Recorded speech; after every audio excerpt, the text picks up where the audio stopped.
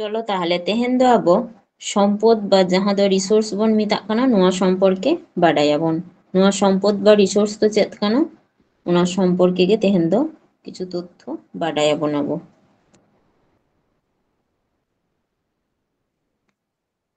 ताहले अध्यापक जिमारमैन मते मेंदाय सम्पद दो चेद काना जे सम्पद दो मेंदाय शुधुमात्र कोनो वस्तु बा पदार्थ दो बांग काना ओना जहां वस्तु बा पदार्थ उनिया जहां कमी बा गुण बा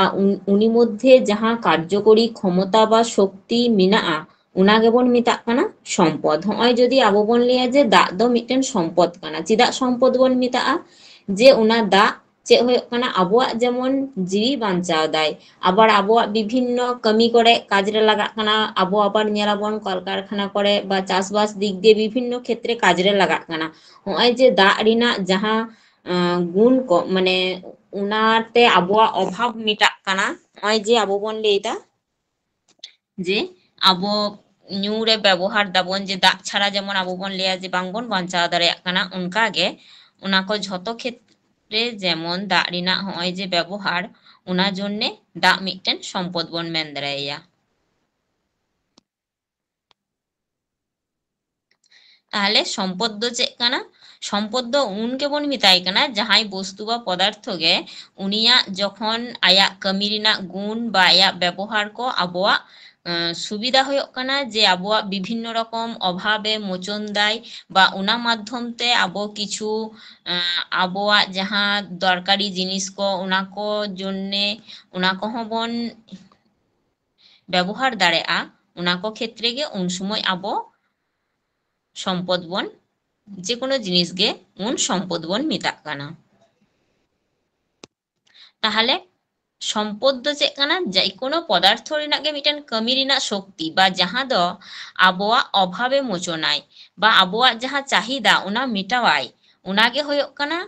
सम्पद बा जहां दो चेद हुयुग काना जे आबो आबो मध्य आबोआ जहां निर्दिष्ट मिदटेन लक्ष्य पूरण रिना जहां उपाय बा अर्थनैतिक विकास क्षेत्रे उनारे आबो साहाज्य बोनाय उना गे उन सम्पद बन मेताग काना। नुआ सम्पद कथा दो जहां इंग्राजी कथा दो हुयुग काना रिसोर्स नुआ रिसोर्स रिना री शब्द रिना अर्थ हुयुग काना बार बार और सोर्स रिना उत्स उना रिना अर्थ हुयुग काना उत्स जहां निये गठित अर्थात जहां रिना अर्थ दो हुयुग काना व्यापक और परिवर्तनशील।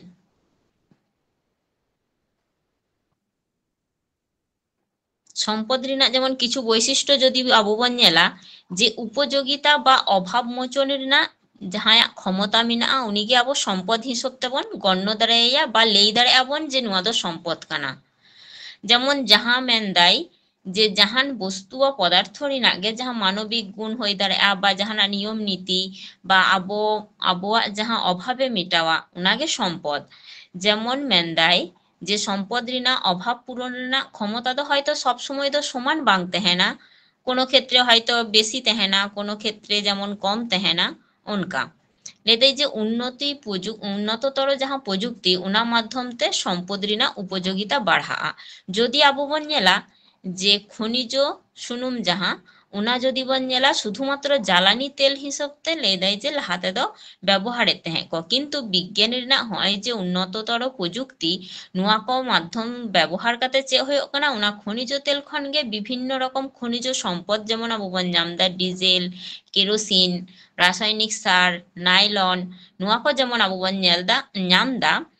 ओंडे खन गे चे हुयुग काना हय जे उना को बन नामदा जेमन डिजेल केरोसिन रासायनिक सार नुआ को जेमन आबोआ कमी रे लागाग काना हय जे उनिया विभिन्न रकम उपयोगिता खनिज तेल रिना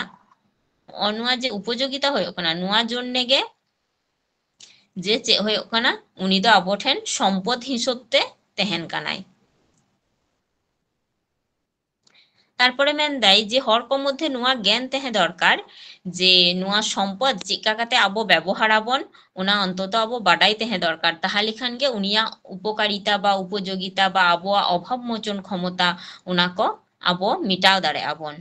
उना सम्पद माध्यम ते किंतु उना व्यवहार आबो बाडाई हुयुग ताबोना। तारपर नोडे जेमन ᱢᱮᱱᱫᱟᱭ ᱡᱮ ᱠᱟর্যকারিতা বা কামি ᱨᱮᱱᱟᱜ ক্ষমতা ᱛᱟᱦᱮᱱ ᱦᱩᱭᱩᱜᱼᱟ ᱥᱚᱢᱯᱚᱫ ᱢᱚধ্যে। যেমন হয় আবো বন ᱞᱟᱹᱭ ᱠᱮᱫᱟ ᱡᱮ ᱫᱟᱜ ᱡᱮᱢᱚᱱ ᱟᱵᱚᱣᱟᱜ ᱛᱤᱥᱱᱟ ᱢᱮᱴᱟᱣᱟᱭ, ᱚᱱᱟ ᱡᱮᱢᱚᱱ যে দাগ ᱫᱚ পরিবহন ᱨᱮᱱᱟᱜ মাধ্যম হিসেব তেহᱚᱸ কামিয়ায়। তারপরে চাষবাস ᱨᱮᱱᱟᱜ কামি করে, জলবিদ্যুৎ উৎপাদন তে, শিল্প ᱨᱮᱱᱟᱜ কাঁচামাল হিসেব তে বিভিন্ন রকম ভাবে আবো দাগ বন ব্যবহার দা। হᱚᱜᱼᱚᱭ যে দাগ ᱨᱮᱱᱟᱜ ᱡᱟᱦᱟᱸ কার্যকর ক্ষমতা ᱱᱚᱣᱟ ᱜᱮ ᱟᱵᱚ সম্পদ ᱵᱚᱱ ᱢᱮᱛᱟᱜ ᱠᱟᱱᱟ। অর্থাৎ নোডে যে কোনো বস্তু বা পদার্থ গে যদি সম্পদ হইয়া উনি মধ্যে মেনদায় উনিয়াক কামি রিনাক ক্ষমতা একান্ত তেহে দরকার।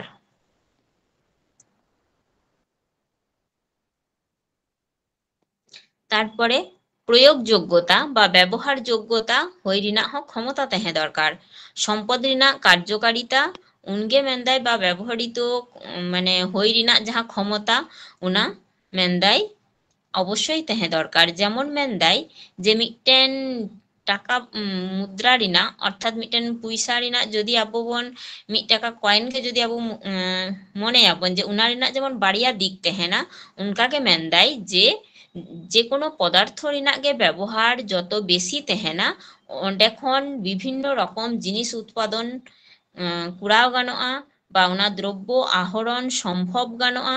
মেনদাই তখন গে যখন ওনা সম্পদ রিনাক গুরুত্ব আবো ঠেন যতক্ষণ বেশি তেহেনা বা উৎপাদনমুখী যেন উৎপাদনমুখী হো তেহেন মা ওনাগে হয়ে কানা সম্পদ রিনাক নিজস্ব গুণ বা ব্যবহার যোগ্যতা সহজে যাতে ওনা জিনিস বন ব্যবহার দাড়ে মা। তারপরে মেনদায় গ্রহণযোগ্যতা বা আবো হর ক মধ্যে ওনা গ্রহণ রিনাক ক্ষমতা হো তেহে দরকার। শুধুমাত্র মেনদায় ধর্মীয় বা সামাজিক বাধা নিষেধ ওনা ক বাদ কাতে যদি আবো বন নেলা যে সম্পদ দ চে হয়ে কানা ঝত হর মধ্যে গে দরকারি বা গ্রহণযোগ্য উপাদান কানা। যেমন যদি আবো নেলাবন যে চিরাচরিত শক্তি রিনাক উৎস হিসেবে যদি আবো নেলাবন যে কয়লা যাহা দ লেদাই শক্তি সৃষ্টির জন্য বা সৌরশক্তির তো সর্বত্র গ্রহণযোগ্য যেমন বন নেলা উনকাগে মেনদায় কয়লা হ যত জায়গা রেগে ব্যবহার আর নোয়া দো কিন্তু কোনো ধর্মীয় বা সামাজিক উনকা দো কোনো বাধা নিষেধ বনুয়া। তারপরে হয়ে কানা চাহিদা বা আকাঙ্ক্ষা মেনদাই যে কোনো জিনিস রিনাক গে মিটেন ওনা নাম জন্যে মিটেন চাহিদা বা আকাঙ্ক্ষা আবহাওয়া তেহে দরকার। অর্থনীতি রিনাক নিয়ম অনুসারে মেনদাই যে আকাঙ্ক্ষা মিটাও জন্যে যাহা ওনা যদি আবো বন মনে যে ওনা জিনিসটা ইনি হাতাও গিয়া কিন্তু ওনা হাতাও জন্যে তো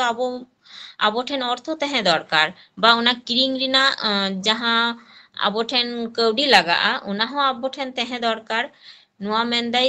যে কোনো বস্তু রিনাক চাহিদা গে যে ব্যক্তি কেন্দ্রিক হো হই দাড়ে'a আবার মেনদাই ঝত জিনিস নাম জন্যে তো ঝত হর গে কো চেষ্টায়া ওনা যে ঝত হর কো চেষ্টাই দা ওনা জিনিসটা নাম জন্যে তার মানে ওনা জিনিস দো উন সম্পদ রূপে গণ্য কানায় ওনা জন্যে গে বা উনিয়া চাহিদা মিনা'a ওনা জন্যে গে উন ᱫᱚ ᱩᱱᱤ ᱥᱚᱢᱯᱚᱫ ᱦᱤᱥᱟᱹᱵ ᱛᱮ ᱜᱚণ্য ᱟᱭ ᱡᱮ ᱩᱱᱤ ᱡᱷᱚᱛᱚ ᱦᱚᱲ ᱡᱮᱦᱮᱛᱩ ᱧᱟᱢ ᱠᱚ ᱪᱚᱭ ᱠᱟᱱᱟ ᱛᱟর মানে উনিয়াক মিটেন ᱧᱟᱢ রিনাক আকাঙ্ক্ষা বা চাহিদা মিনা'a ওনা হয়তো ওনা জিনিসটা আবো যদি বন নেলা যে কোনো জিনিস গে ওনা হয়তো কোনো যদি বন নেলা পুষ্টিকর খাবার যেমন ওনা যেমন ঝত হর গে হাতাও কো চয়ে ঝত হর গে চয়ে যে পুষ্টিকর খাবার জম কাতে আকো যাতে মানে শরীর স্বাস্থ্য ভাগে তেহেন মা বা ভাগে দাগ নিউ ঝত হর গে চয়াই।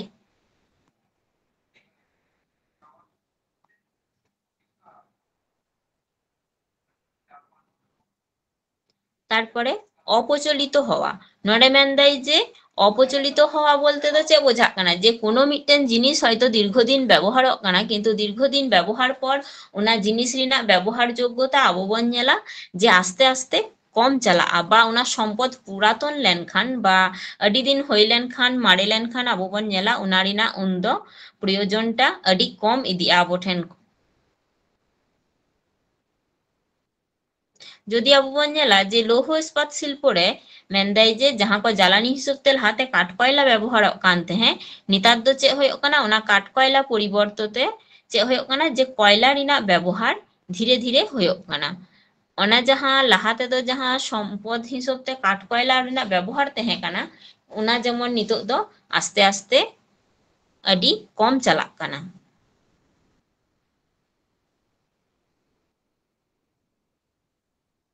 तारपरे नोडे मेंदाई सीमाबद्धता जहाँ दो लिमिटेशन बन मेताग कना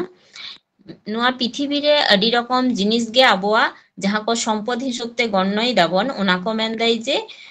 सीमित परिमाण ते मेनाआ अधिकांश परिमाण तहेले रहो उना जुदी आबो माने जाच्छे ताई भावे व्यवहाराबन बा कोनो नियम नीति बनुआ माने जा इच्छा खुशी आबो बन व्यवहारा ताहले चे होया जहाँ तिनो परिमाण गे उना रेना जास्ती परिमाण तहे हचन किन्तु चे होया जे मिद दिन दो हयतो उना सम्पद आबो नेलाबन जे धीरे धीरे अडी कम चलाक काना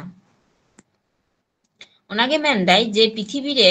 नेल गानो जदि आबो बन नेल लिखान जे नेलाबन जे पृथिवी नुआ स्थलभाग रे पृथिवी ना नुआ स्थलभाग रे जदि आबो नेलाबन जे सुपेय दा अर्थात मिष्टि दा रेना परिमाण दो मेंदाई जेमन उना आबो बांगबन बढ़ाव दाड़ेया जे जेमन जहाँ परिमाण मेनाआ उनागे तहेन ताबोना उना खन दो आबो बांगबन बढ़ाव दाड़ेया आबो जेमन बन बाडाया जे बेशिरभाग अंश गे 3 भाग जेमन आबो बन लेदा जे 3 भाग दा मेना ताबोना 1 भाग स्थल मेना ताबोना उना दा रेना परिमाण मध्य आबार किछु आबो जहाँ न्यू दा ताबोना अर्थात सुपेय दा अर्थात मिष्टि दा जहाँ नुआ नुआ रेना परिमाण तो आबो बांगबन बढ़ाव दाड़ेया जहाँ मेना ताबोना उनागे तहेन ताबोना उनागे नोडे मेन हचय दाई जे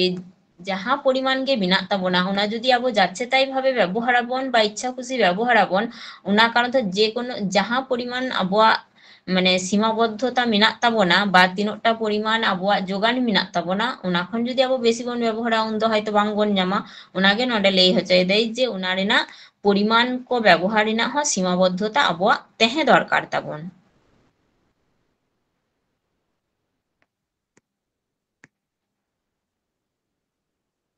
तारपर नोडे मेंदाई जे सुगमता सम्पद क्षेत्रे सुगमता दो मेंदाई सम्पद रेना सहज आहरण योग्यता जहाँ मेंदाई जे कोनो सम्पद आबो हयतो व्यवहाराबन उना संग्रह जन्ने उना सम्पद संग्रह जन्ने लई देय जाते आबोआ बेसी माने खर्चा हो आलो हयो ताबोन मा आबार उना सम्पदटा संग्रह जन्ने बेसी समय हो आलो लागा ताबोन मा उना को मेन हचय दाई नोडे जेमन मेंदाई जे हिमालय पर्वत रे जहाँ प्रचुर खनिज सम्पद को मेनाआ उना को आहरण रेना प्रयोजनीयता मेंदाई झतखन बेसी नोडे जेमन मेंदाई उना को जेहेतु अवश्य रे मेनाआ उना मेंदाई जे उना को व्यवहार आर उना को संग्रह लाभजनक बा उपयोगी होई दाड़ेया बा उना जायगा शोरे जेनो मेंदाई जहाँ रेगे सम्पद तहेना उना शोरे बाजार तहे दरकार जहाँ रे ओंडे खन आबो जाते खूब ताड़ाताड़ी उना सम्पदटा संग्रह दाड़ेया माबन कम खर्चाते कम समय रे जेमन दामोदर उपत्यका रेना जहाँ कयला और छोटनागपुर अंचल रे जहाँ खनिज सम्पद को मेनाआ नुआ दो मेंदाई जे अडी ताड़ाताड़ी गे आबो नाम दाड़ेया बन उना कारण ते नुआ को जायगा करे मेंदाई जे खनिज विभिन्न शिल्प रेना समावेश घटाव काना बा होई काना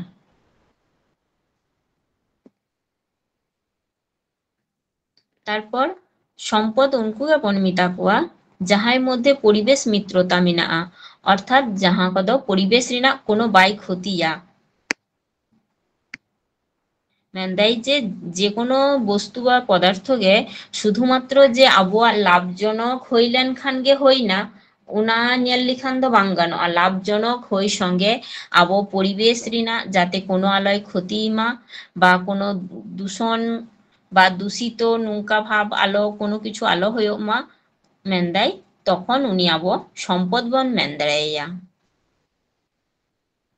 ताछाड़ा दो बांग शुधुमात्र जे आबोआ लाभ हयो काना किन्तु परिवेश क्षेत्रे दो माने उपयोगी बांग कानाय परिवेश रेना क्षति दाय उन समय दो उनी आबो कोनो मती सम्पद बांग बन मेन दाड़ेया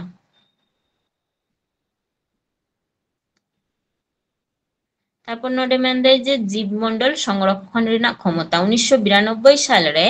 ब्राजिल रेना जहाँ रियो डि जेनेरो रे अनुष्ठित लेना बसुंधरा सम्मेलन ओंडे मेन हई काना जे सम्पद दो जीवमंडल हय संरक्षणा जेमन जदि आबो नेलाबन जे अभयारण्य जैव प्रजुक्ति आईन को जहाँ तारपरे उना रेना सठिक प्रयोग जाते हयो मा उना कहो मेंदाई सम्पद हिसाबते गण्यआ जेहेतु जिमारमैन गे नुआ सम्पद रेना संज्ञा एम कादाई उना जन्ने नुई सम्पद विशारद नुई जिमारमैन गे को मेताय काना जे विख्यात सम्पद विशारद नितोग दो आबो सम्पद रिना किछु हाटिंग मेनाआ उना को सम्पर्के बाडायाबोन। सम्पद सृष्टि रिना उपादान अनुसारे जदि आबो नेलाबोन जे सम्पद पिया हाटिंग तेको हाटिंग कादा प्राकृतिक सम्पद, मानविक सम्पद और सांस्कृतिक सम्पद। नोडे जेमन प्राकृतिक सम्पद प्रकृति खन जहाँ को उपकरण आबोआ अभावे मोचनाय बा अभाव मोचनते सक्रिय भूमिका हातावाय उनको गे आबो प्राकृतिक सम्पद बन मिता को काना। प्राकृतिक सम्पद रिना उदाहरण ताहले चेद को कान ताबोना मृत्तिका, जलवायु, नदी, अरण्य, खनिज नोआ को आरो मेनाआ जहाँ को गे प्रकृति रिना जिनिस उना को गे झोतो होय कान ताबोना ताहले चे होयेन ताबोना प्राकृतिक सम्पद। तारपर आबोआ मेना ताबोना मानविक सम्पद। आबो हर को निये अर्थात आबो जहां मानमी आबो को निये जहां सम्पद गठनों काना उना को गे मानविक सम्पद बन मेताग काना। जेमन जनबसति, श्रमिका कर्म दक्षता और आबोआ जहां मानमी को जहां उद्भावनी क्षमता नोआ नय जे विभिन्न रकम जिनिस को सृष्टि दा नोआ उद्भावनी क्षमता नोआ गे होय काना ताहले मानविक सम्पद। और सांस्कृतिक सम्पद दो चेद काना जहाँ को हय जे मेन किदा बन आबो मानवी मध्य जहाँ विभिन्न रकम जिनिस को सृष्टि रिना क्षमता ताबन जेमन उद्भावनी शक्ति जेमन बन लई किदा उद्भावनी क्षमता हय जे उद्भावनी शक्ति साहाय्य गे माने हर को बा आबो मानवी को जहाँ मेनदाय निरपेक्ष उपादान को जहाँ सम्पद रे परिणत काना उना को को मिताग काना सांस्कृतिक सम्पद। जेमन कारिगरी दक्षता, विज्ञान चेतना, शिक्षा हय जे आबो विभिन्न रकम विज्ञान चेतना जे नुआ से ओना बांग कुराव गानोआ नोंका लिखान आबो परिवेश भागे तहेना हय जे आबो परिवेश निये मिदटेन विज्ञान चेतना बा विज्ञान उपयोगी जहाँ को जे नोंका भावे बन तहें लेनखान आबो परिवेश रिना कोनो क्षति बांग होयोआ। तारपरे हय जे विभिन्न रकम शिक्षा आबो विभिन्न किछु बाडाय विभिन्न तथ्य को बाडाय जन्ने हय आबो पढ़ाग काना बन जे ओना जिनिसटा चेद काना ओना को सम्पर्के हय जे आबो बाडाय दाबन। तारपरे कारिगरी दक्षता विभिन्न रकम जिनिस गुड़ा क्षेत्रे आबोआ जहाँ दक्षता लागाव दरकार जेमन आबो जदि नेलाबन जे जहां पायलट कानाय उनी मध्य मिदटेन आलादा दक्षता मेनाआ ओना को सम्पर्के उनी बाडाय मेनाग ताया। तारपरे जेमन जहां हयतो इंजिनियर कानाय उनको मध्य मिदटेन आलादा दक्षता जेमन मिदटेन चाषी मध्य जेमन चेका चाषबास हुया उनी मध्य आलादा दक्षता मेना माने प्रत्येकटी हर मध्य गे आया निजस्व मिदटेन जहाना कामी रे आकोआ दक्षता हय जे विभिन्न रकम ज्ञान ताको ओना को। तारपरे सम्पद रिना जैविक वैशिष्ट्य अनुसारे सम्पद आबार मेनाआ जैव सम्पद, अजैव सम्पद नोआ बाड़िया हाटिंगते हाटिंग काना। ताहले सम्पद रिना जैविक वैशिष्ट्य अनुसारे सम्पद आबार बाड़िया हाटिंगते हाटिंग काना। प्रथम आबो नेल लागेबन जे जैव सम्पद जीवजंतु बा उद्भिद ठेन खन जहाँ सम्पद को नामक काना ओनागे जैव सम्पद को मेताग काना। जेमन कयला, चुना पाथर तारपरे खनिज सम्पद रिना उत्पत्ति नोआ को मेनदाय जे आदि दिन लाहारे होई काना जदियो किन्तु नोआ को जीव जगत खन गे नोआ दो होई काना ओना कारणते नोआ को दो आबार मेनताय काना को जे हय जे कयला, चुना पाथर नोआ को जदि आबो नेलाबन नोआ को जेमन आदि दिन लाहारे जीव जगत अर्थात विभिन्न रकम जीव जंतु और उद्भिद नुंकु तो जेहेतु चापा पड़ाव काते आदि दिन धरे जेमन नोंडे खन गे जेमन सृष्टि काना ओना जन्ने नोआ जैव सम्पद को मेताग काना बा मृत जैव सम्पद हको मेताग काना। और अजैव सम्पद नोआ दो चेद काना मेनदाय जहाँ को सम्पद दो प्राणहीन अर्थात जहाँ रे प्राण बनुआ जड़ वस्तु ठेन खन जहाँ सम्पद सृष्टि काना ओना को गे अजैव सम्पद को मेताग काना। जेमन धातब, खनिज, जल तारपरे प्रस्तरखंड, मृत्तिका नोआ को। তারপর সম্পদ ᱨᱮᱱᱟᱜ স্থায়িত্ব বা ক্ষয়িষ্ণুতা অনুসারে সম্পদ আবার কিছু হাটিং মেনাᱜᱼᱟ, যেমন গচ্ছিত বা অপুনর্ভব সম্পদ, তারপর ᱦᱩᱭᱩᱜ ᱠᱟᱱᱟ অবাধ বা প্রবাহমান বা অক্ষয়িষ্ণু সম্পদ, ᱱᱚᱣᱟ ᱠᱤᱱ ᱵᱟᱨᱭᱟ। তাহলে সম্পদ ᱨᱮᱱᱟᱜ স্থায়িত্ব বা ক্ষয়িষ্ণুতা অনুসারে ᱫᱚ সম্পদ 12 রকম, অর্থাৎ বাড়িয়া হাটিংতে হাটিং কানা। গচ্ছিত বা অপুনর্ভব সম্পদ, ᱱᱚᱣᱟ ᱞᱟᱦᱟ ᱵᱚᱱ ᱧᱮᱞ ᱞᱮᱜᱮ। ᱡᱟᱦᱟᱸ ᱠᱚ সম্পদ ᱨᱮᱱᱟᱜ পরিমাণ ᱫᱚ সীমিত আর ᱚᱱᱟ ᱠᱚ যদি আবো ক্রমাগত অর্থাৎ প্রতিনিয়ত ব্যবহার আবন, তাহলে চেক ᱦᱩᱭᱩᱜᱼᱟ যে ᱢᱤᱫ ᱫᱤᱱ ᱫᱚ ᱚᱱᱟ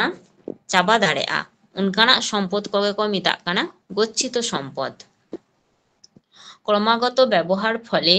মেনদাই যে ক্ষয়ক কানা, ᱚᱱᱟ জন্যে ᱱᱚᱣᱟ আবার আর মিটটেন ᱧᱩᱛᱩᱢ ᱦᱩᱭᱩᱜ ᱠᱟᱱᱟ ক্ষয়িষ্ণু সম্পদ।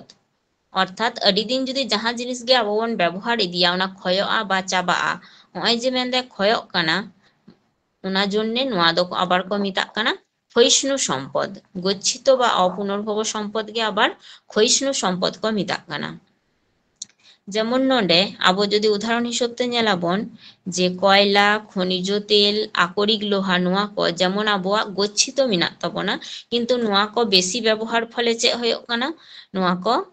দিনকে দিন নোয়া রেনাক পরিমাণ কম চালাক কানা। নোয়া ক আবার যেহেতু গচ্ছিত মেনাক তাবনা যে ওনা ক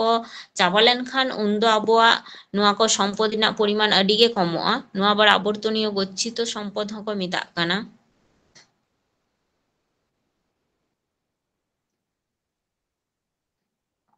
নডে যেমন বাতিল লোহা, ইস্পাত, নোয়া ক।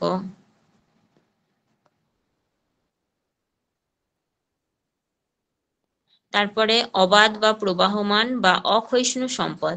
যাহা সম্পদ ক মেনদাই ক্রমাগত ব্যবহার ফলে মেনদাই যে বাং চাবা'a, ওনা দো ক মেতাক কানা অবাধ বা প্রবাহমান সম্পদ। তাহলে ওনা ক অকা ক কানা, যেমন বিরাওয়া আলো, নই রেনাক দাগ, হয়, নোয়া ক। নোয়া কদো তাহলে মেনদাই যে বাং চাবা'a। সূর্যরশ্মি, নই রেনাক দাগ, হয়তো কিছুদিন আবো বন ñᱮᱞ কেদা যে নিতো হয়তো নই রে দাগ বানুয়া, আবার যখন হয়তো বর্ষাকাল হিজুগ কানা উন সময় যেমন বন ñᱮᱞᱟ চারিদিকে দাগতে ভর্তি, অনকা যেমন কিছু সময় হয়তো ñᱮᱞᱟবন যে নিতো দো বাই হয় দা, আবার ñᱮᱞᱟবন যে ভাগি গে হয় দেয় অনকা।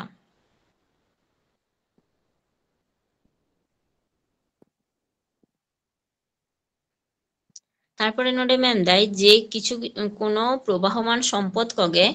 ব্যবহারের ফলে মেনদাই সাময়িকভাবে কম দাঁড়া'a, তবে নির্দিষ্ট সময় পরে দো আবার আপনা আপনি গে পুরনো'a। মানে পুরনো'a বলে নোয়া সম্পদ আবার পুনর্ভব সম্পদ বা পূরণশীল সম্পদ হক মিতাই কানা। যে কিছু সময় হয়তো নোয়া ক সম্পদ ব্যবহার ফলে কমো'a,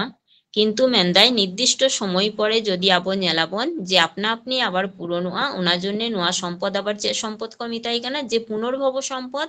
বা পূরণশীল সম্পদ। যেমন যদি আবো ñেলাবন যে সমুদ্র বা পুকুরি রেন হাকো যদি আবো ñেল কোয়াবন উনকু হয়ে দাঁড়ায় আঁকো উদাহরণ হিসেবে। তারপরে বনভূমি যেমন নোয়া ক। তারপরে সম্পদ রেনাক অসম বন্টন অনুসারে সর্বত্র লভ্য সম্পদ, সহজলভ্য সম্পদ, দুষ্প্রাপ্য সম্পদ আর একমাত্র লভ্য সম্পদ।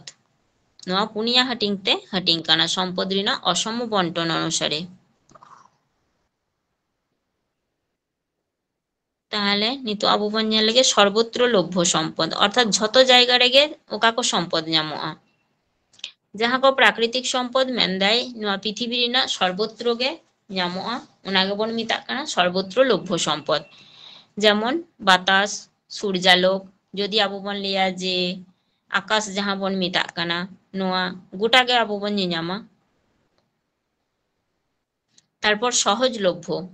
যাহা কো সম্পদ মেনদাই আডি সহজে ñামো'a। কিছু প্রাকৃতিক সম্পদ কগে মেনদাই যে পৃথিবী রেনাক ঝত জায়গা রে বাং ñামোগ রহো তবে অধিকাংশ জায়গা রেগে ñেল ñামো'a বা ñামো'a, ওনা কদো কো মেতাক কানা সহজলভ্য সম্পদ।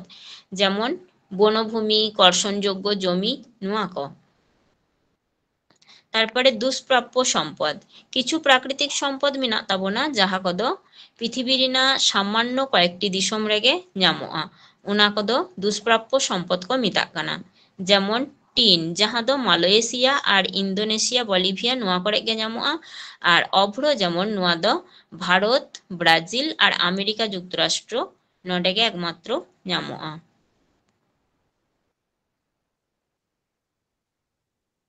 আর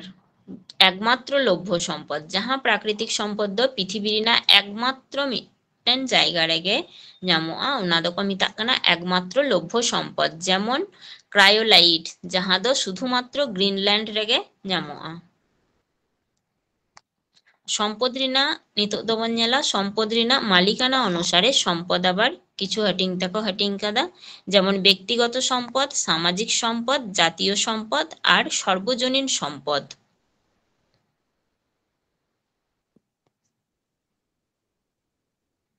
তাহলে সম্পদ ᱨᱮᱱᱟᱜ মালিকানা অনুসারে পুনিয়া হাটিং তে হাটিং কানা ব্যক্তিগত সম্পদ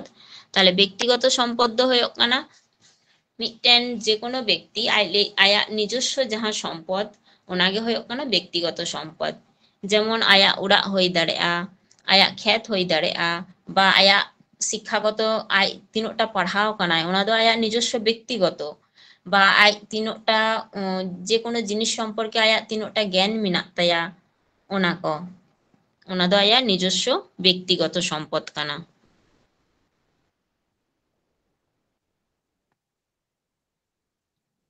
আয় যে কোনো জিনিস কিরিং কাদায় ওনা হᱚᱸ আয়াᱜ নিজস্ব ব্যক্তিগত গে কান তায়া তারপরে সামাজিক সম্পদ যাহা কদো নোয়া সমাজ রিনা অধীন অর্থাৎ অন্ডে দো ঝতো হর গে ওনা জিনিস রিনা মানে উপভোগ দাড়ে আকো বা ওনা কো জিনিস রিনা উপযোগিতা নাম দাড়ে আকো বা ওনা জিনিস রিনা চাহিদা ঝতো হর মধ্যে গে তেহেনা যাহা দো সমাজ রিনা অধীনস্থ যেমন যদি আবো নেলাবন যে হাসপাতাল কো তারপরে হয় যে স্কুল কো কলেজ বা মহাবিদ্যালয় যাহা কো নোয়া কো নোয়া কদো তাহলে সামাজিক সম্পদ হয়েন তাবনা আর জাতীয় সম্পদ জাতীয় সম্পদ হচ্ছে মেনদাই যাহা কদো ব্যক্তিগত হো বাং কানা আবার কিছু সমাজ রিনা হো বাং কানা যাহা দো সারা দিশম রিনা বা জাতি রিনা ঝতো হড়া মিলে যাহা সম্পদ ওনাগে হয়ে কানা জাতীয় সম্পদ যেমন আবো ভারত রিনা বনজ সম্পদ খনিজ সম্পদ যাহা তারপরে চীন রিনা খনিজ সম্পদ নোয়া কো যে ওনা দিশম রিনা ওনা কো সম্পদ কানা দিশম রিনা ঝতো হড়া মিলে যে নোয়া দো নোয়া দিশম রিনা সম্পদ কানা নৌকা যে ওনা দো কোনো ব্যক্তিগত মালিকানাধীন দো বাং কানা বা শুধুমাত্র কিছু মানে সামাজিক উনকা হো বাং যাহা দো দিশম রিনা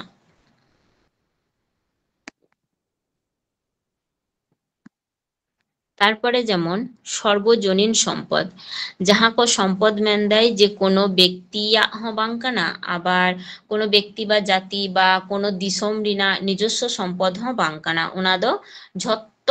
হর মধ্যে গে ওনা সম্পদ বা ওনা ভোগ রিনা বা ঝত কিছু কুড়া রিনা উনকুয়া অধিকার তেহেনা যাহা দো ঝত হড়াক কানা যে কোনো নির্দিষ্ট মিটেন দিশম রিনা হয় বাং কানা কোনো নির্দিষ্ট ব্যক্তি হো বাং কানা যেমন সমুদ্র তলদেশ রিনা যাহা খনি যে সম্পদ যাহা আকাশপথ নোয়া কো নোয়া দো সর্বজনীন তারপরে নিতো দো সম্পদ রিনা প্রাপ্যতা অনুসারে বিকশিত সম্পদ আর সম্ভাব্য সম্পদ নোয়া বাড়িয়া হাটিংতে হাটিং কানা তাহলে সম্পদ রিনা প্রাপ্যতা অনুসারে বিকশিত সম্পদ দো কাকো যাহা কো সম্পদ মেনদাই শুধুমাত্র গচ্ছিত বা আবদ্ধ অবস্থা রেগে বনুয়া যাহা দো ক্রমাগত ব্যবহার হয়োগ কানা ওনা দো বিকশিত সম্পদ কো মেতাগ কানা যেমন উদাহরণ হিসেবে যদি আবো নেলাবন ভারত রিনা কয়লা সম্পদ জাপান রিনা জলবিদ্যুৎ শক্তি যাহা নোয়া কো আর সম্ভাব্য সম্পদ যাহা কো সম্পদ রিনা অস্তিত্ব বা ব্যবহার যোগ্যতা মেনদাই যে মিনা সত্ত্বেও প্রাকৃতিক অর্থনৈতিক সাংস্কৃতিক নোয়া কো কারণতে ᱢᱮᱱᱫᱟᱭ ᱱᱚᱣᱟ ᱨᱮᱱᱟᱜ ᱯᱩᱱᱚᱨ ᱵᱮᱵᱚᱦᱟᱨ ᱠᱚᱨᱟᱣ ᱥᱚᱢᱵᱷᱚᱵ ᱵᱟᱝ ᱦᱩᱭᱩᱜ ᱠᱟᱱᱟ, ᱚᱱᱟ ᱠᱚᱜᱮ ᱥᱚᱢᱵᱷᱚᱵᱵᱚ ᱥᱚᱢᱯᱚᱫ ᱵᱚᱱ ᱢᱮᱱ ᱫᱟᱲᱮᱭᱟᱜᱼᱟ, ᱵᱟ ᱱᱚᱣᱟ ᱠᱚ ᱡᱩᱫᱤ ᱟᱵᱚ ᱵᱚᱱ ᱵᱮᱵᱚᱦᱟর যোগ্যতা ᱟᱵᱚ ᱵᱚন ᱠᱚᱨᱟᱣ মনেয়া যে ᱱᱚᱣᱟ ᱠᱚ ᱵᱮᱵᱚᱦᱟর আবন তাহলে আবো বন ব্যবহার দাᱲᱮᱭᱟᱜᱼᱟ, ᱚᱱᱟᱜᱮ ᱢᱮᱱᱫᱟᱭ। উদাহরণ হিসেবে যদি আবো ᱧᱮᱞᱟᱵᱚᱱ ᱢᱮᱱᱫᱟᱭ যে হᱚᱜᱼᱚᱭ যে সৌর শক্তি, তারপরে কঙ্গো গণপ্রজাতন্ত্র ᱨᱮᱱᱟᱜ ᱡᱟᱦᱟᱸ ᱠᱚ ᱡᱚᱞᱚᱵᱤদ্যুৎ শক্তি, হ্যাঁ যেমন সৌর শক্তি কাজ রে লাগাও কাতে আবো বিভিন্ন রকম করা দারবন, কিন্তু ওনা রেনাᱜ ᱫᱚ ᱪᱮᱫ ওনা ᱫᱚ ᱢᱤᱫᱴᱮᱱ ᱠᱷᱚᱨᱚᱪ ᱥᱟᱯᱮᱠᱠᱷᱚ ব্যাপার ᱦᱩᱭᱩᱜ ᱛᱟᱵᱚᱱᱟ, ᱟᱵᱚᱣᱟᱜ ᱠᱷᱚᱨᱚᱪ ᱵᱮᱥᱤ ᱞᱟᱜᱟᱜᱼᱟ, ᱚᱱᱟ ᱠᱚ ᱡᱚᱱᱱᱮ ᱟᱵᱚ ᱡᱮᱢᱚᱱ ᱵᱟᱝᱵᱚᱱ ᱵᱮᱵᱚᱦᱟর ᱫᱟᱲᱮᱭᱟᱜ ᱠᱟᱱᱟ। ᱱᱚᱣᱟ ᱠᱚᱫᱚ ᱛᱟᱦᱞᱮ ᱥᱚᱢᱵᱷᱟᱵᱵᱚ ᱥᱚᱢᱯᱚᱫ ᱦᱩᱭᱮᱱ ᱛᱟᱵᱚᱱᱟ।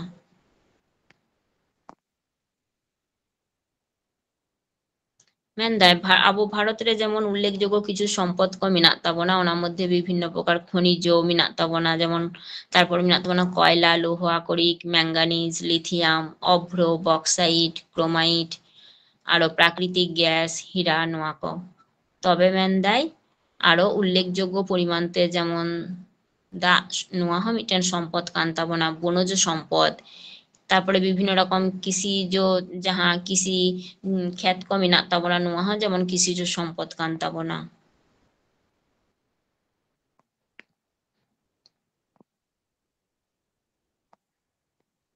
তাহলে খনিজ মিনারেলস যাহা বন মেতাগ কানা, তাহলে নোয়া খনিজ দো চেদ কানা, মেনদাই যে যখন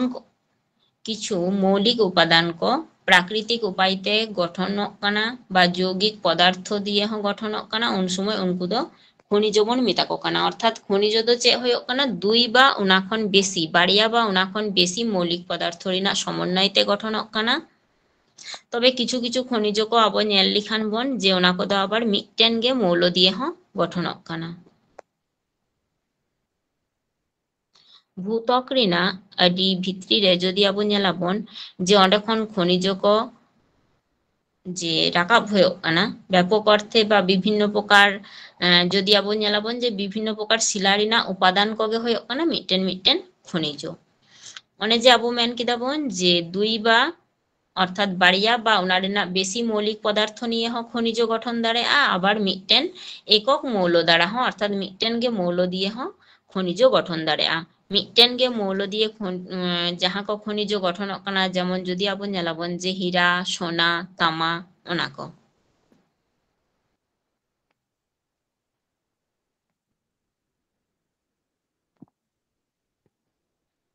যেমন হেমাটাইট নডে মিদᱴᱮᱱ গে যৌগিক পদার্থ, তারপরে নডে যেমন লোহা রে যাহা, তারপরে অক্সিজেন, নোয়া কো মৌল রেনাᱜ সমন্বয়, অর্থাৎ নোয়া কো দো মিদᱴᱮᱱ গে।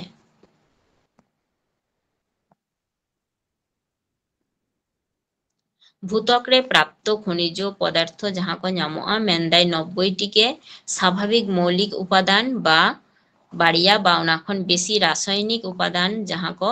ওনা কো রেনাᱜ সংমিশ্রণ তে গঠন কানা। নোয়া প্রকৃতি রে মেনদাই 12 রকম ভাবে নোয়া খনিজ কো ᱧᱟᱢᱚᱜᱼᱟ। নোয়া খনিজ ᱧᱟᱢ রেনাᱜ উৎস তো তাহলে ওকারে ভূগর্ভ রে আর ভূপৃষ্ঠ রে, অর্থাৎ নোয়া আবুয়াগ পৃথিবী পৃষ্ঠ রেনাᱜ আডি লাতার রে আবার পৃথিবী পৃষ্ঠ শো রে নোয়া রে নোয়া কিন বাড়িয়া জায়গা খন গে আবো নোয়া খনিজ পদার্থ কো বন ᱧᱟᱢ দা। মেনদাই যাহা কো খনিজ খন আডি সহজতে বা কম খরচাতে যাহা পর্যাপ্ত পরিমাণতে যাহা মৌলিক পদার্থ কো আবো আহরণ দাবন, উনকু গে আবার ওনা মৌল কগে আবার আকরিক কো মেতাগ কানা।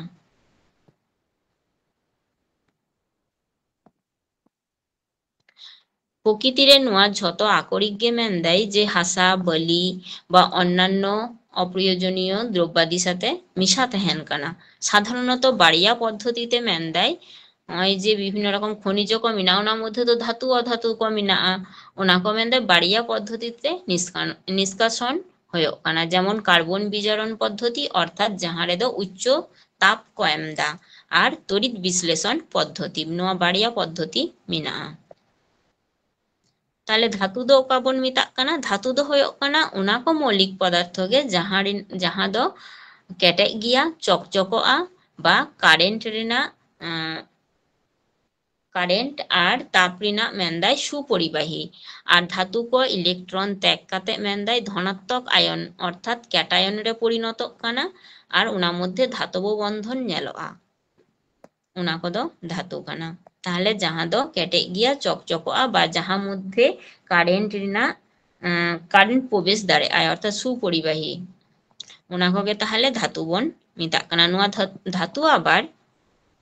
কিছু হাটিং তে হাটিং মেনাগᱼᱟ ওনা লাহা আবো বাডাই লাগবেন তাহলে অধাতু দো চেদ কানা যাহা কো মৌলিক পদার্থ গে মেনদাই যাহায়াক দো ধাতুর মতো কোনো বৈশিষ্ট্য বনা হয় যে আবো বন মেন কিদা যে ধাতু দো চকচকোয়া কেটে গিয়া বা উনির মধ্যে কারেন্ট অন্ডে প্রবেশ রিনা কারেন্ট রে সুপরিবাহী কিন্তু নোয়া অধাতু কো মধ্যে দো ওনা দো বনুয়া নুই দো তাপ আর যাহা দো কারেন্ট রিনা কুপরিবাহী অর্থাৎ অন্ডে মধ্যে দো কারেন্ট বাই প্রবেশ দাঁড়ায় আর মেনদাই যে ওনা দো যদি বন আঘাতা তারপরে কোনো শব্দ হ বাং হইওয়া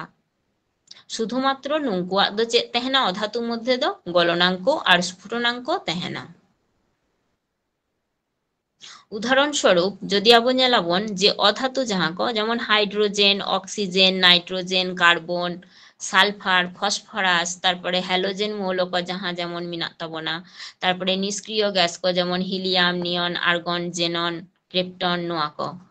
কো তো তাহলে অধাতু হয়েন তাবনা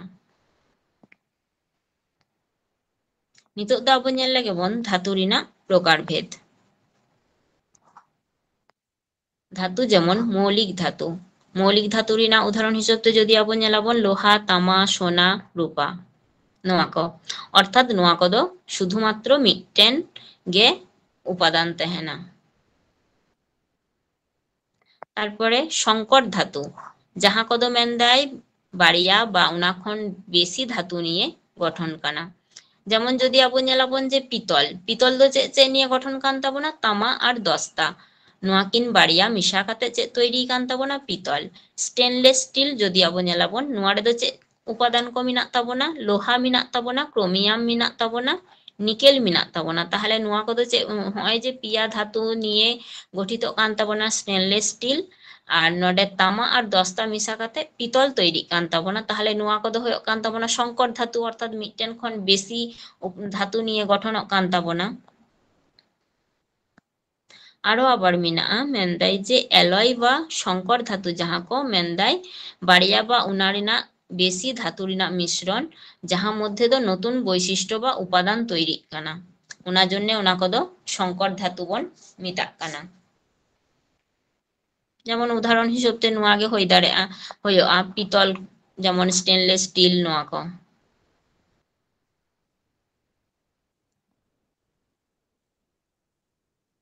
তারপরে রূপান্তরিত ধাতু মেনদাই কিছু কিছু ধাতুয়া রাসায়নিক গঠন পরিবর্তন কাতে যাহা নতুন রূপে বা নতুন ধাতু মানে হিসেবতে আবো বন নামদা ওনাগে রূপান্তরিত ধাতু কো মিতাক কানা যেমন কার্বন রিনাক যদি আবো নেলাবন বিভিন্ন রূপ তেহেনা যেমন গ্রাফাইট হিরক নোয়া কো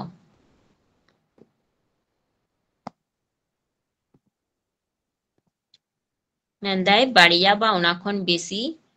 ধাতু মিশা কাতে যাহা কঠিন পদার্থ তৈরি কানা ওনা কগে সংকর ধাতু বন মিতাক কানা তাহলে আবো বন নেল কিদা যে পিতল যদি আবো বন নেলা যে ওনা দো তাহলে চে চে উপাদান নিয়ে গঠন কান তাবনা কপার আর জিঙ্ক নোয়াটা যেমন কপার 65% জিঙ্ক 35% নোয়া মিশা কাতে চে তৈরি কান তাবনা পিতল তৈরি কান তাবনা আদি সময় যেমন আবো এক্সাম করে হিজুক তাবন গিয়া যে পিতল দো ওকা কিন উপাদান নিয়ে গঠন ওনার মধ্যে চে চে সংকর ধাতু মিনাক তাবনা তারপরে যেমন কাঁসা দো তাহলে চে চে নিয়ে গঠন কান তাবনা তামা 80% তেহেনা আর টিন তেহেনা 20% কপার বা তামা যাহার সংক্ষেপে দো সিইউ আর টিন দো এসএন নোয়া দো তেহেন কানা 20% আর তামা দো তেহেন কানা 80% তাহলে নোয়া কিন বাড়িয়া সংকর ধাতু নোয়া কিন ধাতু মিশা কাতে চে হয়ক কানা কাঁসা হয়ক কান তাবনা আর ব্রোঞ্জ হ তামা ওঁডে দো তামা তেহেন কানা 75 থেকে 90% আর টিন তেহেন কানা 25 থেকে অর্থাৎ 75 যদি তামা তাহেনা টিন তাহেনা অᱸडे 25% আর যদি তামার 90% তাহেনা তাহলে অᱸडे दो টিন 10% তাহেনা ওনা মিশা কাতে চে তৈরি কানা ব্রোঞ্জ তৈরি কানা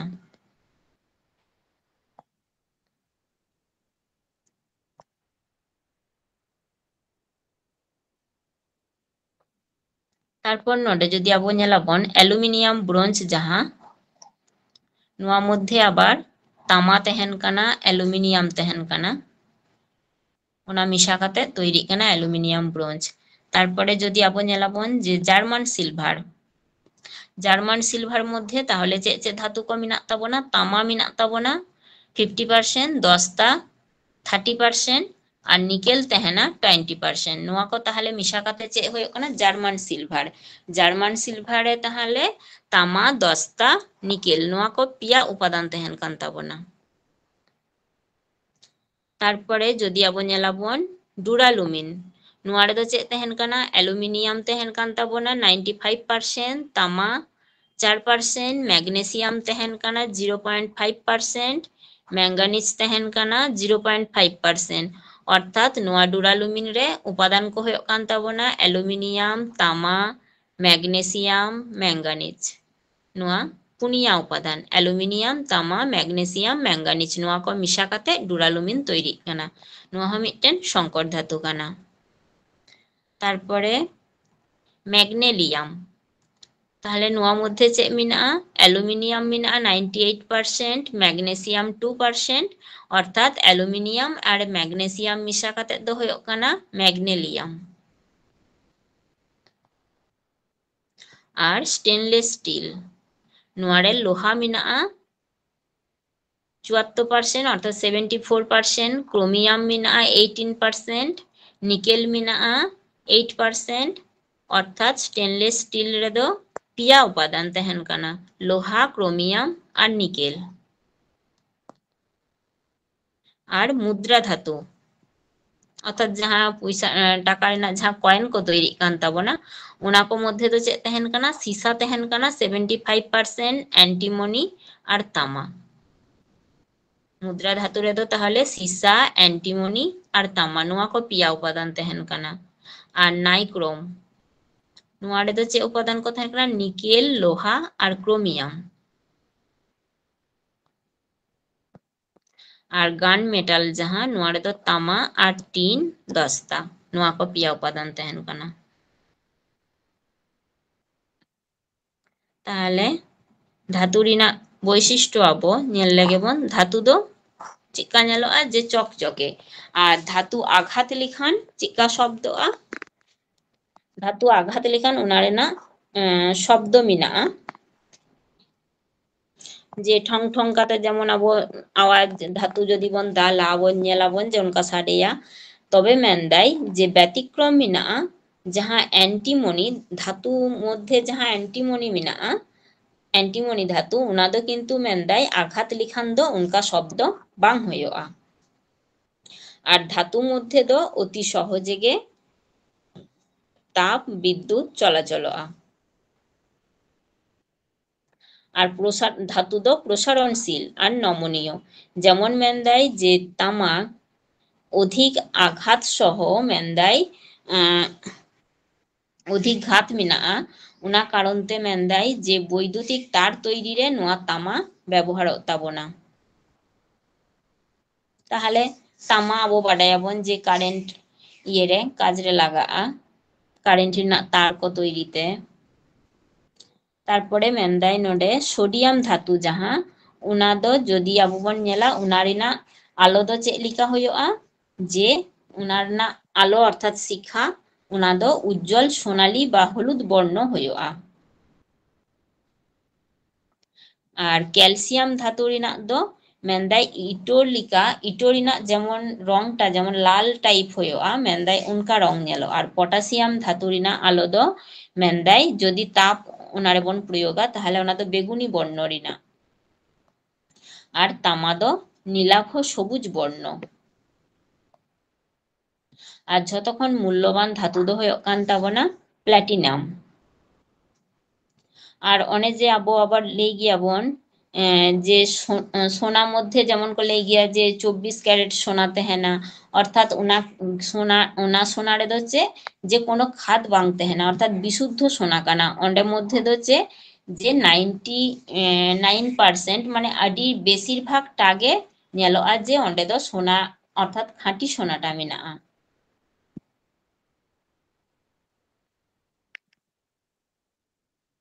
আমি যে আবো লই কিদা ᱵᱚᱱ যে বিভিন্ন রকম খনিজ সম্পদ কয়লা নোয়া কো নিয়ে গে আবো নোয়া সম্পদ কো মধ্যে যেমন পাড়াগ কান তাবোনা আকরিক লোহা আরো বিভিন্ন রকম ম্যাঙ্গানিজ কো বক্সাইট কো নোয়া কো ওনা কো মধ্যে তেন দাবো কয়লা সম্পর্কে বাডায়াবন তাহলে আবো লাহাবন ᱧᱮᱞ লেগে কোল বা কয়লা নোয়া চিকা কাতে সৃষ্টি কানা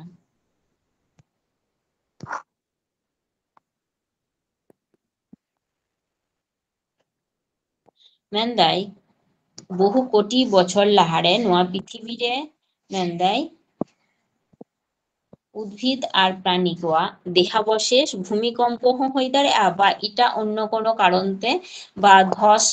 নোয়া কো মাধ্যমতে মেনদাই যে চে হই কানা উদ্ভিদ আর প্রাণীয়া দেহাবশেষ নোয়া ভূগর্ভ স্তরে এসেত কানা বা যে কোনো কারণতে ভূমিকম্প হই দাঁড়ায় বা ধস হই দাঁড়ায় বা অন্যান্য আরো বিভিন্ন রকম কারণতে মেনদাই উনকু এসেত কানা কো ওনা উনকু এসেত ফলে চে হই কানা আডি দিন ধরে অনে যে নোয়া পৃথিবী রিনা অভ্যন্তর রিনা তাপ আর চাপ নোয়া কো সংস্পর্শতে চে হই কানা আডি দিন ধরে নোয়া বহু কোটি কোটি বছর ধরে নোয়া কো পরিবর্তন কাতে চে হই কানা অন্ডে খন গে কয়লা পরিণত কানা নোয়া কয়লা মধ্যে যাহা কয়লা রিনা উপস্থিতি অর্থাৎ অঙ্গার বা কার্বন রিনা পরিমাণ চিতান রেগে নোয়া কয়লা আবার মেনদাই পুনিয়া হাটিং তেকো হাটিং কাদা ওনা কো হাটিং দো তাহলে চেত কো কানা যে পিট পিট কয়লা নোয়া মিটেন হাটিং মেনাᱜᱼᱟ লিগনাইট বিটুমিনাস অ্যানথ্রাসাইট তাহলে ওনা রিনা হাটিং কো সম্পর্কে নিতো দো আবো বাডায়াবন পিট কয়লা গুণমান প্রাথমিক পর্যায়ে রে মেনদাই নোয়া দো জলাভূমি অঞ্চলরে নোয়া কয়লা সৃষ্টি কানা জলীয় বাষ্প রিনা পরিমাণ দো আডি বেশি তহেনা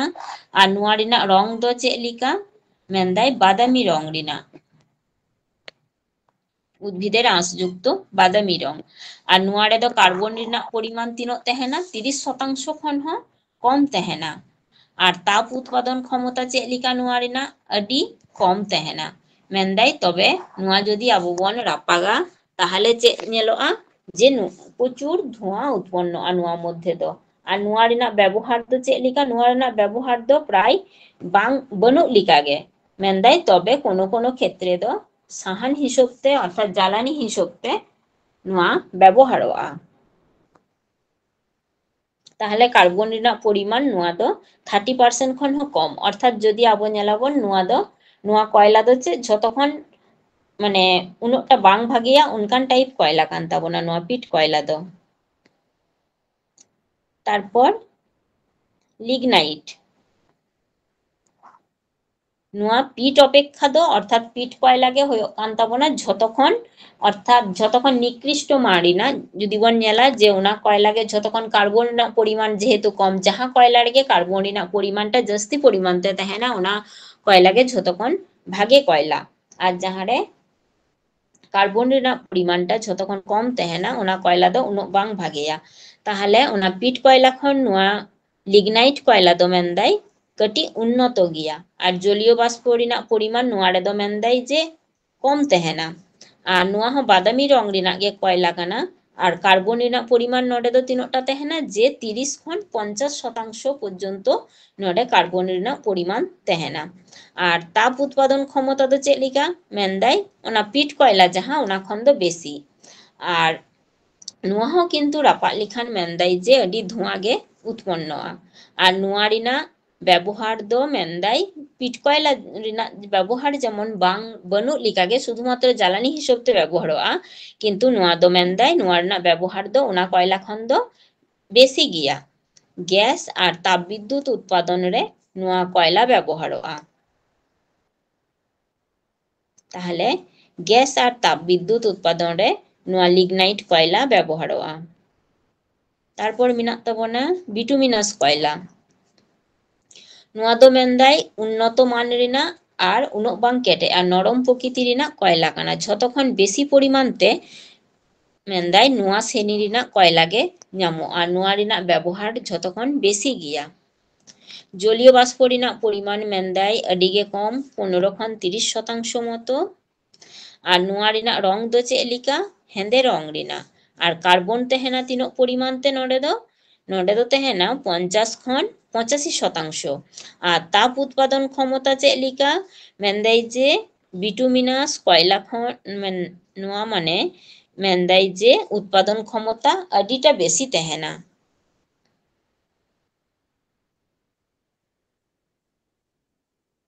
আর ব্যবহার মেনদাই সর্বাধিক জ্বালানি কোক গ্যাস তাপবিদ্যুৎ কিংবা বিভিন্ন উপজাত দ্রব্য প্রস্তুতে নোয়া কয়লা ব্যবহারোয়া তারপর অ্যান্থ্রাসাইট যতক্ষণ মেনদাই উন্নত শ্রেণী রেনাক কয়লা দো হয়ক কান তাবোনা তাহলে গুণগত দিক দিয়ে অ্যান্থ্রাসাইট নোয়া দো রাপাক লিখান চিকা হয়োগা নীল উজ্জ্বল আভা ওডোঙা অঁডে খন দো আর জলীয় বাষ্প দো মেনদাই খুব অল্প পরিমাণ তে তেহেনা আর নোয়া রেনাক রং হো কিন্তু উজ্জ্বল কালো রং রেনাক গে অর্থাৎ হেঁদে রং গে কার্বন রেনাক পরিমাণ দো তিনোক তেহেনা নডে দো কার্বন রেনাক পরিমাণ 85% খন হো বেশি তেহেনা আর নোয়া শ্রেণী রেনাক কয়লা দো মেনদাই যে কম পরিমাণ তে ᱧᱟᱢᱚᱜᱼᱟ ওনা জন্যে নোয়া রেনাক ব্যবহার হো কাটি কম গিয়া মেনদাই তবে কোক আর তাপবিদ্যুৎ গ্যাস উৎপাদন রেগে ব্যবহারোগা তাহলে ওকা কয়লা আবো নেল কিদাবন যতক্ষণ বেশি পরিমাণ তে নেলোগা আর বেশি ᱧামᱚᱜᱼᱟ তাহলে হয়েন তাবোনা নোয়া বিটুমিনাস কয়লা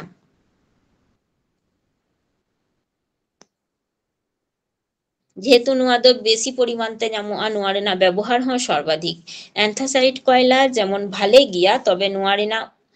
ᱧᱟᱢ রেনাক পরিমাণ দো খুব সীমিত অর্থাৎ বেশি পরিমাণ তে দো বাং ᱧাᱢᱚᱜᱼᱟ নোডে যদি আবো নেলাবন ভারত রেনাক কিছু কয়লা খনি অঞ্চল কো যেমন দামোদর উপত্যকা পশ্চিমবঙ্গ রেনাক রানীগঞ্জ নোডে যেমন সর্বোচ্চ পরিমাণ তে ᱧামᱚᱜᱼᱟ সোন উপত্যকা অঞ্চল যাহা দো ছত্তিশগড় রেনাক ঝিলিমিলি অঁডে ᱧাᱢᱚᱜᱼᱟ নোয়া কয়লা তারপরে মহানদী উপত্যকা অঞ্চল যাহা দো উড়িষ্যা রেনাক তালচের অঁডে কয়লা ᱧাᱢᱚᱜᱼᱟ তারপরে গোদাবরী উপত্যকা অঞ্চল যাহা দো অন্ধ্রপ্রদেশ রেনাক তান্ডুর এলাকা ওনা করে নোয়া কয়লা খনি অঞ্চল কো মেনাগᱼᱟ আর নোয়া করে কয়লা ভাগে রকম পরিমাণ থেকে ᱧাᱢᱚᱜᱼᱟ কয়লা রেনাক কিছু উপজাত দ্রব্য কবন নেল লেগে উপজাত দ্রব্য দো চেদ কানা যে মেনদাই কয়লা ঠেন খন যাহা নিম্ন বা উচ্চ তাপযুক্ত অঙ্গারীকরণ পদ্ধতি মাধ্যমতে যাহা কোক কয়লা তৈরি সময় মেনদাই অতিরিক্ত দ্রব্য হিসেবতে যাহা কো ᱧামᱚᱜᱼᱟ যেমন কোল গ্যাস আর আরো বিভিন্ন রকম প্রয়োজনীয় উপাদান ওনা কোল গ্যাস খন গে বিভিন্ন রকম উপজাত দ্রব্য ᱧামᱚᱜ কান তাবোনা যেমন গন্ধক মেনাগᱼᱟ অ্যামোনিয়া মেনাগᱼᱟ আলকাতরা যাহা ন্যাপথলিন তারপরে জ্বালানি তেল যাহা তারপরে saccharin phenol বেনজল creosote naphtha toluene নোয়া কো তাহলে নোয়া কো দো ঝতো হয়েন তাবোনা কয়লা রেনাক উপজাত দ্রব্য এছাড়াও মেনদাই যে বিভিন্ন রকম কৃত্রিম সুনুম ᱧাᱢᱚᱜᱼᱟ গ্যাস ᱧাᱢᱚᱜᱼᱟ ডিজেল নোয়া কো ᱧাᱢᱚᱜᱼᱟ কয়লা খন গে কয়লা রেনাক যাহা কো উপজাত দ্রব্য ওনা কো নোডে কিছু বিভিন্ন ধাতু রেনাক আকরিক করেনাক ñᱩᱛᱩᱢ কো বাডায়াবন যেমন লোহা বা আয়রন যাহা ওনা রেনাক আকরিক কো দো হয়ক কান তাবোনা ম্যাগনেটাইট হেমাটাইট লিমোনাইট সিডেরাইট নোয়া কো তারপরে কপার বা তামা নোয়া দো যেমন copper glance copper pyrites malachite নোয়া কো তারপরে অ্যালুমিনিয়াম রেনাক যেমন প্রধান আকরিক দো হয়ক কান তাবোনা বক্সাইট তারপর গিপসাইট ক্রায়োলাইট নোয়া কো তারপরে জিঙ্ক রেনাক যেমন জিঙ্ক ব্লেন্ড আর ক্যালামাইন ম্যাগনেসিয়াম রেনাক আকরিক কো যেমন magnesite dolomite Epsom salt kieserite carnallite ᱱᱚᱣᱟ ᱠᱚ ᱯᱚᱴᱟᱥᱤᱭᱟᱢ ᱯᱚᱴᱟᱥᱤᱭᱟᱢ ᱨᱮᱱᱟᱜ ᱫᱚ ᱠᱟᱨᱱᱟᱞᱟइट नाइटार सल्टपिटार नोआ को तारपरे सोडियम सोडियम कार्बोनेट रक सल्ट बोराक्स नोआ को तारपरे रूपा बा सिलभार रेनाक दो आर्गेंटाइट बा सिलभार प्लांट्स उल्लेखयोग्य जहां ओना को